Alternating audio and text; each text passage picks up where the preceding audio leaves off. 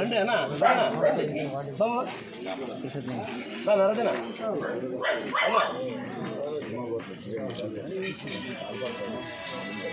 కొందరు కొంచెం ఇట్లా నీకు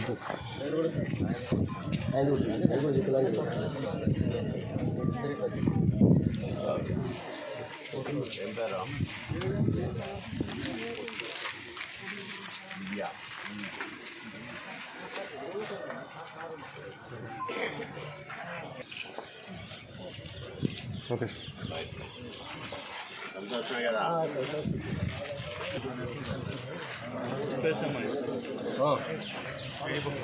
బాబా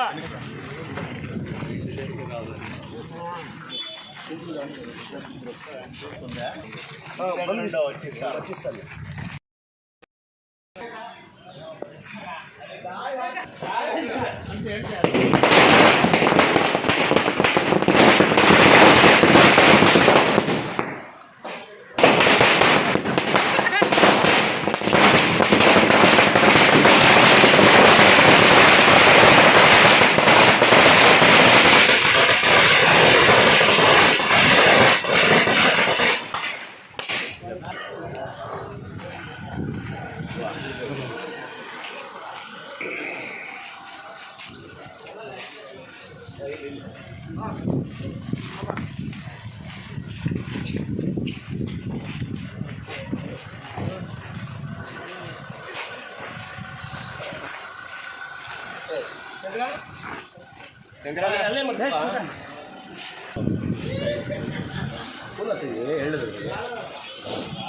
ఒకటో తేదీ దాదాపు 65 లక్షల మందికి 2,700 కోట్ల రూపాయలు నగదు రూపంలో పెన్షన్లు పంపిణీ చేస్తూ ఉంది చంద్రబాబు నాయుడు గారి ప్రభుత్వం. ఎన్డీఏ కూటమి అధికారంలోకి వచ్చిన తర్వాత వరుసగా రెండోసారి పెంచిన పెన్షన్లను లబ్ధిదారులకు అందజేస్తూ ఉన్నాం. గత నెలలో 7,000 రూపాయలు అంటే ఏప్రిల్ నుంచి పెన్షన్లు పెంచుతామని చెప్పి పెంచి ఆ ప్రకారంగా పెంచిన సొమ్మును లబ్ధిదారులకు అందజేయడం జరిగింది.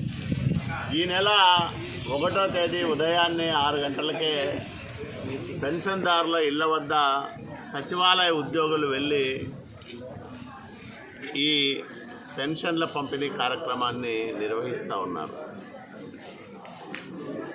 గతంలో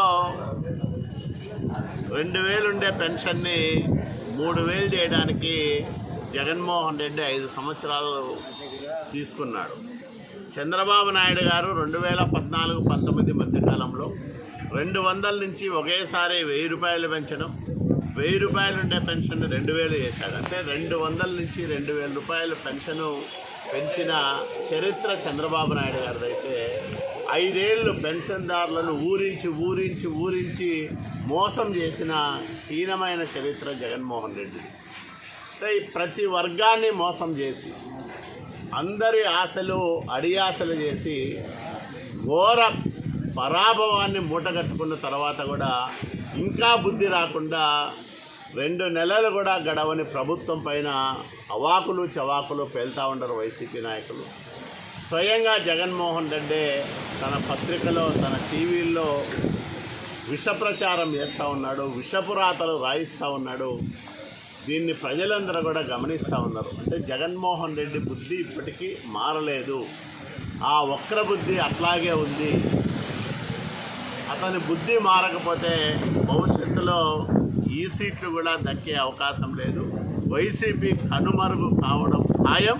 ఖచ్చితంగా తెలుగుదేశం, జనసేన, భారతీయ జనతా పార్టీ కూటమి ఆధ్వర్యంలో నడుస్తున్న ఎన్డీఏ ప్రభుత్వానికి మరో 20 సంవత్సరాలు ఆంధ్రప్రదేశ్ రాష్ట్రంలో ఢోకా ఉండదని మేము గంటా బజాయించి చెప్తా ఉన్నాం.